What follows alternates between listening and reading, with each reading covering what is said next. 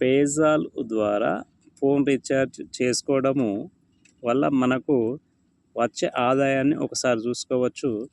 మనము ఇక్కడ నా యొక్క ఫోన్ రీఛార్జ్ అనేది చేసుకుంటున్నా. ఇక్కడ మనం ఒకసారి చూడవచ్చు ఎలా చేస్తున్నాం అనేది చూడవచ్చు.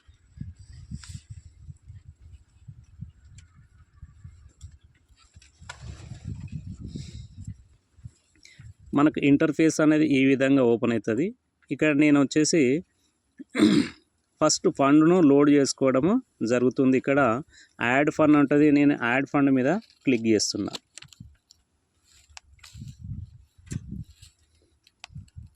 ఇక్కడ యాడ్ ఫండ్ అనేది మన యొక్క మినిమం వచ్చేసి 100 రూపీస్ నుండి ఎబో చేసుకోవచ్చు. ఇక్కడ చూసుకుంటే మనకు నేను నా యొక్క ఫోన్ రీఛార్జ్ నార్మల్ ఫోన్ కాబట్టి నేను 199తోని రీఛార్జ్ చేస్తున్నా. కాబట్టి ఇక్కడ 100 ఉన్నది, దీన్ని కట్ చేస్తున్నా. ఇప్పుడు నేను ఒక 200 రూపీస్ వచ్చేసి లోడ్ చేసుకుంటున్నా.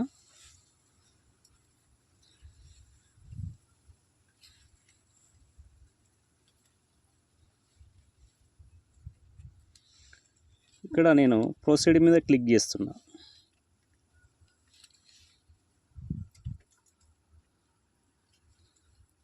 ఇప్పుడు నా ఫోన్ పేకు కనెక్ట్ అయింది. ఇక్కడ నేను పే అనేది 200 పే అని దాని మీద క్లిక్ చేస్తున్నా.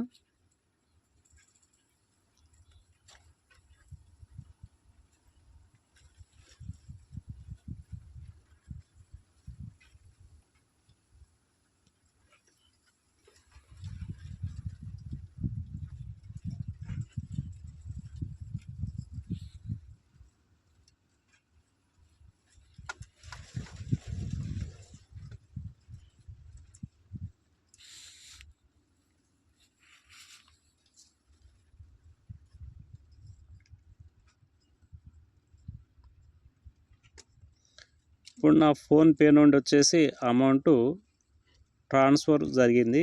ఇప్పుడు వచ్చేసి నాకు యాడ్ ఫండ్లో ఇక్కడ 200 రూపీస్ అనేది ఇక్కడ నాకు యాడ్ అయింది.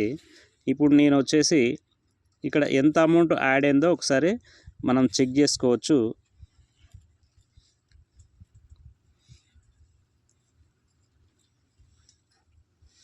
ఇక్కడ నాకు అమౌంట్ అనేది ఇక్కడ అవుపడుతుంది. నేను ఒకసారి రీఫ్రెష్, ఇక్కడ వచ్చేసి రీఫ్రెష్ అనేది ఇక్కడ క్లిక్ చేయడం ద్వారా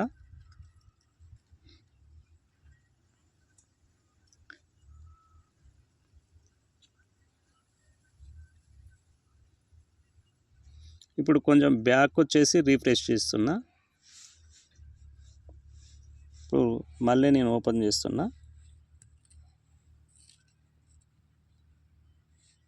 కంటిన్యూ. ఇప్పుడు చూడవచ్చు మనకు ఇక్కడ నా యొక్క అమౌంట్ వచ్చేసి క్లియర్గా మీకు అవుపడుతుంది. 255 రూపాయలు అనేది అవుపడుతుంది. ఇంతకుముందుకు 55 రూపాయలు ఉండే ఇక్కడ 255 ఉంది. నాకు బీవీసీ చూసుకునే అంటే 1171.1 ఉంది. నేను ఇప్పుడు రీఛార్జ్ చేసుకోవడం ద్వారా ఎన్ని వ్యూస్ వస్తాయో దాని ద్వారా ఎంత అమౌంట్ వస్తున్నదో మనం ఒకసారి చూసుకోవచ్చు. ఇప్పుడు నేను నా యొక్క నార్మల్ ఫోన్ యొక్క రీఛార్జి 199ని ఇక్కడ రీఛార్జ్ చేస్తున్నా. మీరు ఒకసారి చూడవచ్చు. ఇప్పుడు నేను వచ్చేసి ప్రీపెయిడ్. ఇప్పుడు నా యొక్క మొబైల్ వచ్చేసి ఎయిర్టెల్. నేను ఎయిర్టెల్ మీద క్లిక్ చేస్తున్నా. ఇప్పుడు నా యొక్క మొబైల్ నెంబర్ వచ్చేసి ఇక్కడ ఎంటర్ చేస్తున్నా.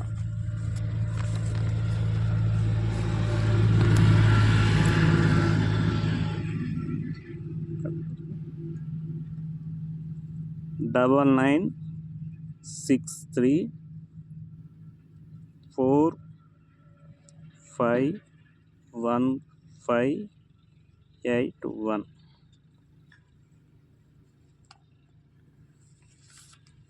ఇప్పుడు వచ్చేసి నేను కంటిన్యూ అనే ఆప్షన్ మీద క్లిక్ చేస్తున్నా.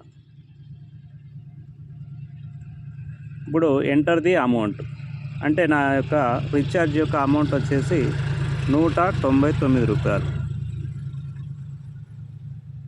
ఇప్పుడు పే.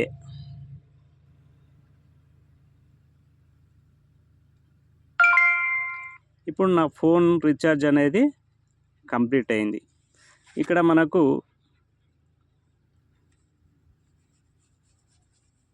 కూపన్ ఏమన్నా వస్తే మనం చూసుకోవచ్చు. ఇక్కడ చూడండి, మన యొక్క ఫోన్ రీఛార్జ్ జరిగింది, ఎమ్మడే మెసేజ్ అనేది రావడం జరిగింది, సక్సెస్ఫుల్గా రావడం జరిగింది. ఇప్పుడు ఒకసారి బ్యాక్ వెళ్ళి చూస్తే నాకు ఎన్ని వ్యూస్ వచ్చినాయో మీరు చూడవచ్చు.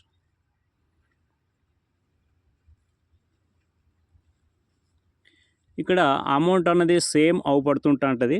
దీన్ని ఒక్కసారి రీఫ్రెష్ మళ్ళీ చేస్తే మనకు అమౌంట్ అనేది కట్ అయ్యి మనకు యాజ్ ఇట్ ఈజ్గా అవుపడుతుంది.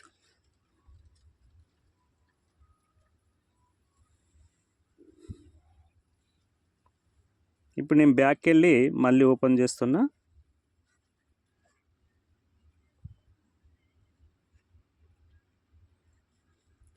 చూడండి, ఇక్కడ నా యొక్క అమౌంట్ అనేది 255 గాను 199 రూపాయలు కట్ అయ్యి 56 రూపాయలు అనేది బ్యాలెన్స్ ఉంది. అదేవిధంగా నా బీవీస్ వచ్చేసి ఇంతకుముందుకు ఇక్కడ